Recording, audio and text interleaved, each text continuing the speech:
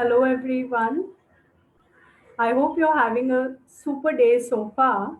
So, today, this is Natasha, and we are on day 11 of the 28-day gratitude challenge. So, it's already 11 days passed by practicing gratitude. Isn't that so beautiful? And again, as I remind sometimes in my other videos, for the ones who haven't started yet, it's never late. You can start practicing gratitude from this very moment. So, today I bring to you another set of tools and another set of things that you can do when it comes to gratitude. See, you can always get creative with gratitude. And I and Michelle come here every day to just give you a few of our ideas or a few of ideas that we have learned along all these years and which we use in our daily lives. So that's how we are able to even reach out to people, because if we weren't vibrating in the energy of gratitude, it will be very difficult for us to come and address all of you here each day. So, what am I going to talk about today? Okay, so when I woke up in the morning, I generally take an idea of the energy of the day, of how it is, or what is it that I'm going to talk about. So today, when I woke up in the morning, okay, and it was early morning, like around 6 o'clock, and what woke me up was two cats, okay, two kitty cats fighting, and there was a lot of growling sounds, brawling sounds, and lot of that. So initially, I thought maybe it's a play fight, and I ignored it. And then my cat, she rushed to the window and she started searching out curiously of what is happening. And then the noise started getting louder and louder. And as the noise started getting louder, I got a little concerned because the place where I live, there are many cats and it's not usual for them to get into such fights. So I started thinking of what can I do, because generally when cats fight, we are not supposed to separate them. Okay, it's not healthy to separate them, else they might just rip apart each other. And that was the intensity, or even more than what I can describe to you now. So what I did, I was just asking the universe, what can I do? I definitely require to help the weaker one, because the stronger one was obviously getting on to the weaker cat. So I was like, what can I do here? And suddenly I recalled a practice that we do in gratitude, which is called as the magic dust. So, what I did, I just filled my heart with a lot of gratitude. Okay, and in that gratitude, I just closed my eyes, and these sparkly magic dust, like you can even visualize that as a pixie dust or as some golden silver sparkles or whichever color you love it. And in my head, okay, I just closed my eyes, and in my heart filled with gratitude for these beautiful beings, I just sparkled some golden and green dust on them.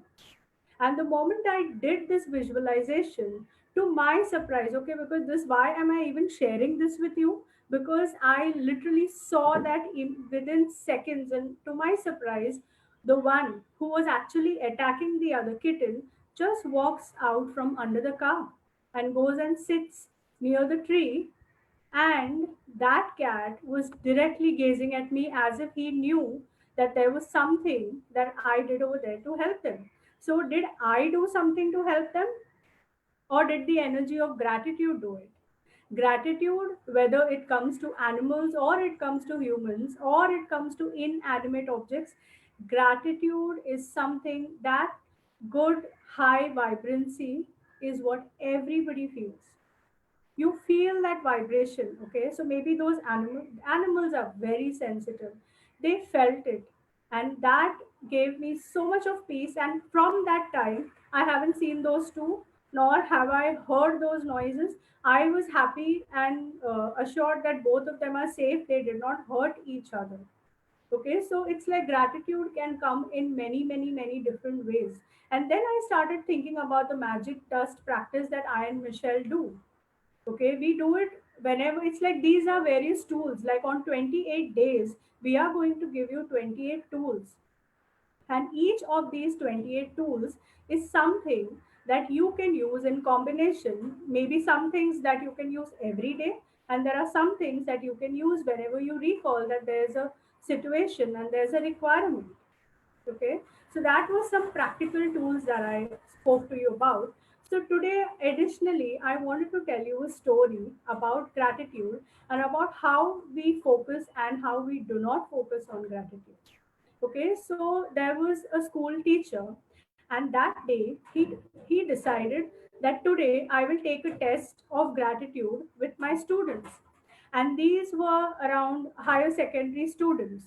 So he printed out a lot of papers and he came to his class and he distributed them. So there were around 50 to 60 students in the class, and he distributed the paper to each of the students. And then he said, after my instructions is what you're going to turn it over leaf, and then you're going to answer the paper. So because it was a surprise test, every student was a little scared. Some were nervous, some were angry that how didn't sir let us know what if these marks are counted for our finals and all of that. So there was a lot of chaos going on there. And then he said that take out a pencil or a pen of your choice. And then he said, now you can turn it over leaf. So when all the 60 students just turned the paper, what they felt, what they saw, it was a white paper. Obviously, it was a A4 size white paper. And the question was just a black dot. It was this size of a black dot on the paper, not even a big one. They were so perplexed and they were like, what is, they were asking, like some students started asking the teacher, some started laughing on, is this a joke or what is the teacher doing? So he said, this is your question paper, and now you must write an answer for this. You have to write whatever you feel is the question over here. So then all the students wrote whatever they could. They put a lot of efforts and then they came out with whatever answers they did. They wrote. After writing, they all submitted, and the teacher started going through each and every paper. So every student, okay, not a single student wrote different. Everyone wrote about the black dot. Some said the black dot represents like the black hole. Some said that they represent the dark matter. Some said that it's making the paper look dirty, or it's like a blob, or so many things. So the teacher read all the answers and he just laughed. And he said, this is exactly what I wanted to teach you, that each one of you are so trained and so programmed to look at the black dot. Nobody looked at the white paper. So, the pause that I took here is also for each one of you who is listening to this, that so many times in life, that is what was the moral of the story for what the teacher taught the students, that we so often are focused on looking at the black dot in the huge white paper. So each one of you knows what an A4 size paper is and what a small black dot has significance. But our attention most of the times goes on the black dot rather than on the so much area available on the white paper. So now you have to question yourself, is that how you look at life? Is that your idea of life, focusing on the black dot? Would you today make a promise to yourself at this moment that you will focus on the white area of the paper rather than the black side of it? So you can ask yourself which one is beneficial. Is it the black dot, focusing on the negatives is beneficial, or focusing on so much of positives? Now, positives does not have to be big, huge things. But as we have been telling from day one, the little things can be big positives. It's like little things put together can hold a much larger space than any issue, problem, situation, challenges that are happening in your life. So it is only and only your perspective. That day, each of the 60 students in the higher secondary class learned a lesson for life, that it's always wonderful and lighter to focus on the white side of the paper rather than the black dot. Okay, so here is my task for you today. And as I spoke earlier about the magic dust. So now from today, you're not going to focus on the black dot in the paper. Rather, you on a daily basis or whenever you can. Okay, now we have so many people around us, we have so many people who help us, so many people who contribute to us. Are we thankful to them? Sometimes yes, and sometimes no. But now each one of you is going to be aware. You all are going to be so aware that I all thanking everyone. Now maybe you may not be able to thank everyone verbally, but even in your heart, if you just bring that energy of gratitude, okay, you are going to have this shiny magical dust that in your imagination and sprinkle it over them. And when you sprinkle this magic dust, they will receive the gratitude, just like those two kitties who were wanting to take each other's life in the morning received it and immediately changed. Okay, so whether it's your building watchman, whether it was your house help, whether it's your husband, whether it's your children, whether it's your family member, whether it's your pet, anyone, or even if you're making a phone call to order groceries, sprinkle magic dust on them. They might do the work for you so fast and so efficiently, more than you can imagine.